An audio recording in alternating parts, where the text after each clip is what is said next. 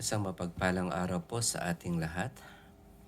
Ngayon ay November 15, 2025, araw ng Sabado. Basahin po natin ang ating mabuting balita ayon kay San Lucas chapter 18, verse 1 hanggang 8. Papuri sa iyo, Panginoon.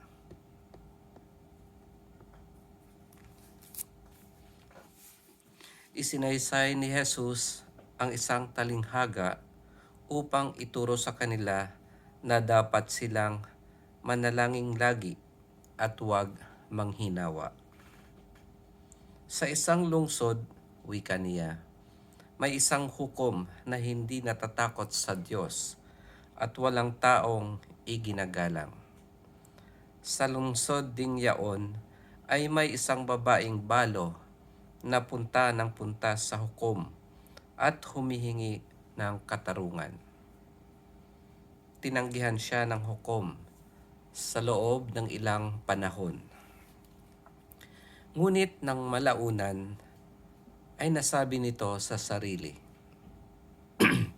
bagamat hindi ako natatakot sa Diyos, ni gumagalang kanino man, igagawad ko na ang katarungang hinihingi ng babaeng ito sapagkat lagi niya akong ginagambala.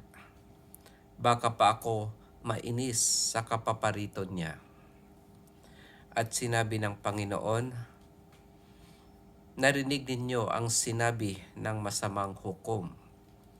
Hindi ipagkakait ng Diyos ang katarungan sa kanyang mga hinirang na dumaraing sa kanya araw-gabi, bagamat tila nagtatagal iyon. Sinasabi ko sa inyo, agad niyang igagawad sa kanila ang katarungan. Ngunit pagdating ng anak ng tao sa daigdig na ito, may makikita kaya siyang mga taong nananalig sa kanya?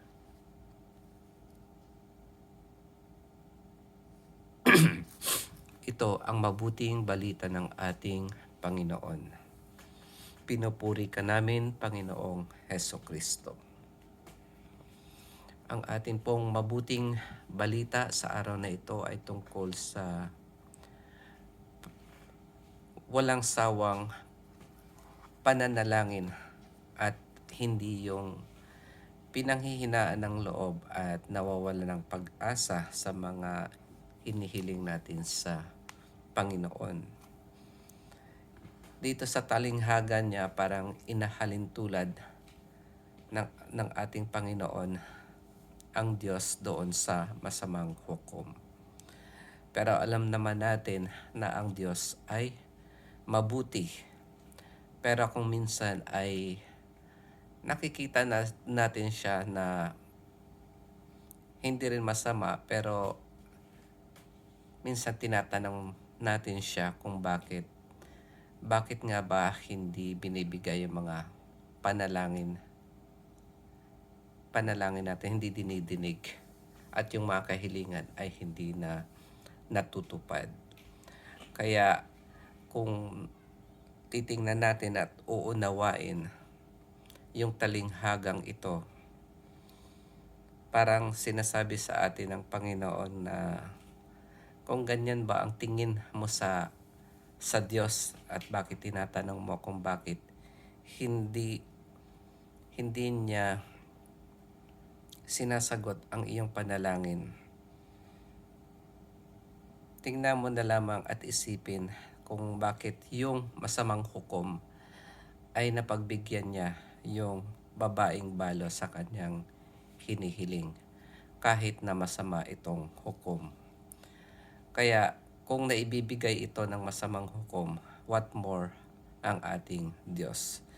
Ibibigay ito ng Diyos dahil mabuti siya at hindi siya katulad ng hukom na masama.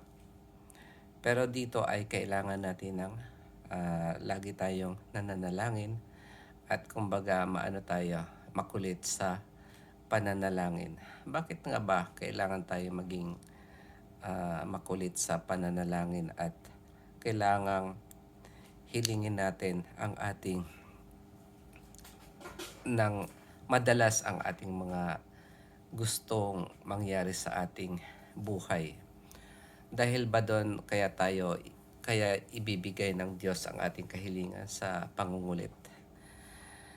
Ang maganda pong explanation diyan is the more na nakikipag-usap tayo sa Panginoon sa pamamagitan ng panalangin, mas lalo tayong napapalapit ang ating kalooban, at dahil napapalapit ang ating kalooban sa Kanya, tayo mismo ay naa-align din yung kalooban natin o sa kalooban ng Diyos. Kumbaga, ang God's will also be our will. At ang mga hinihiling natin ay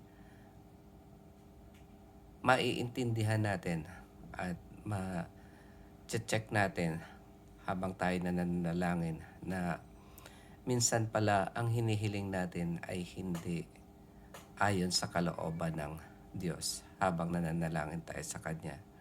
Kaya pala ganon na parang hindi ibinibigay na ating Panginoon dahil nare-realize din natin na hindi yon makabubuti sa atin. At kung ito ay makabubuti sa atin, siguradong ibibigay ng Panginoon ito sa atin sa takdang panahon. Kasi kung minsan ang God's timing is iba dun sa timing natin. Kumbaga sabi nga, Father knows best. Kaya magtiwala tayo sa Panginoon, sa ating Diyos, at manalig tayo sa Kanya. At ang hulingan niyang sinabi dito, sa huling panahon, sa pagdating ng Anak ng Tao, may makikita kaya siyang mga taong nananalig sa Kanya.